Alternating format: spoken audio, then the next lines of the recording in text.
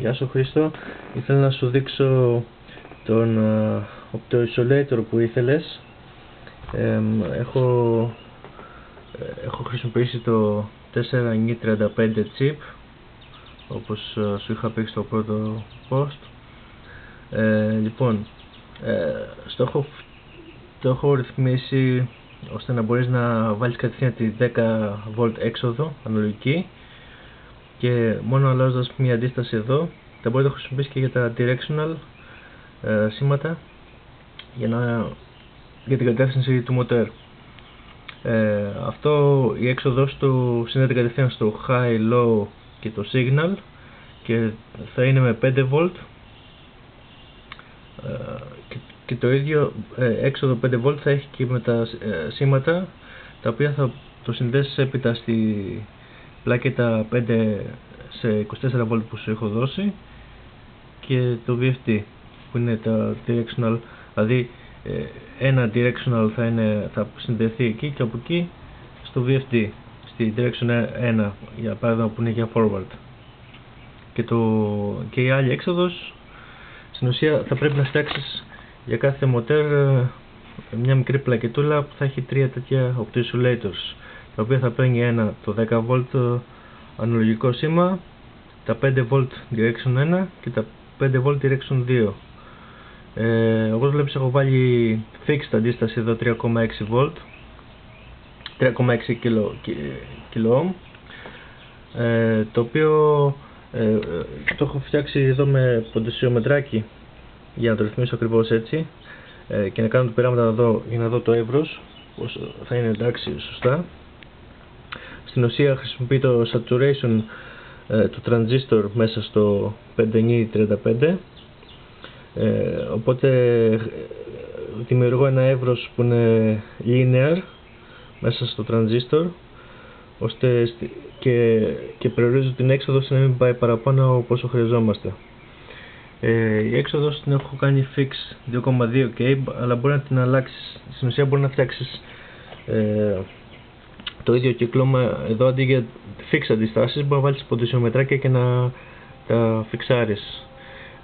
Επίσης, για να ρυθμίσεις ακριβώς την πρώτη έξοδο, μπορείς να μετρήσεις την έξοδο, τη βάση, τέλος πάντων, το base του optoisolator, που είναι το πρώτο pin, το οποίο δεν έχει συνδεθεί τίποτα.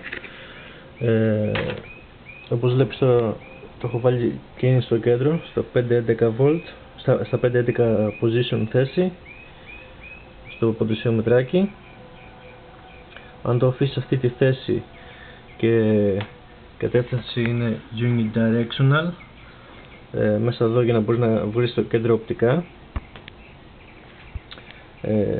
να στο ρυθμίσω εδώ, βλέπεις όταν αλλάζει η τιμή πάει πάνω κάτω από 0 μέχρι 5V.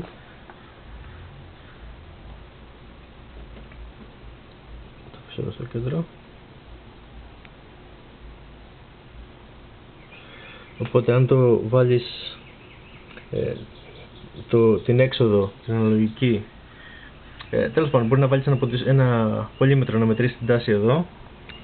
Θα μετρήσεις τάση, εδώ τώρα μετράει 2,6 γιατί τόσο είναι το κέντρο στην έξοδο. Θα το βάλω εδώ. Δάμε 5,11 τιμή, είναι ακριβώς στο κέντρο. Πρέπει να μετρήσεις 0,84V, δεν ξέρω αν μπορεί να το δεις εκεί, δεν φαίνεται και τόσο καθαρά, είναι 0,84V το πινάκι το ακριανό πάνω στο chip.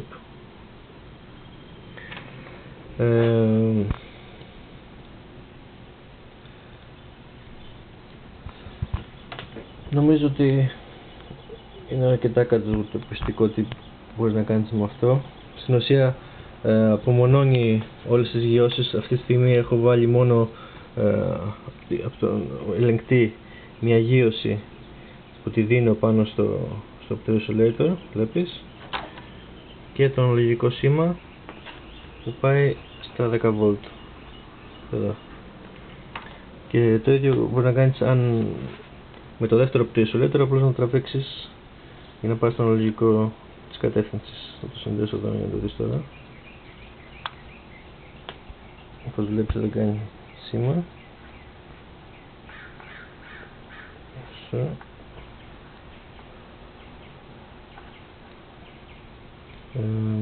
Κάτι δεν έχει συνδεθεί σωστό εδώ.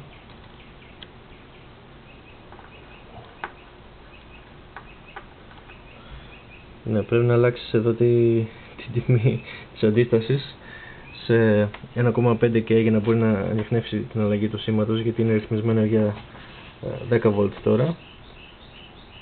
Θα σου σκανάρω όλο αυτό το χαρτί για να το δεις και να δεις πώς μπορεί να το σχεδιάσεις σε breadboard πλακετούλα. Μπορεί να φτιάξεις σε μια μικρή τέτοια και να βάλεις όλα τα chip με τις εισόδους εξόδους. Είναι πολύ απλό στην κατασκευή. Αυτά.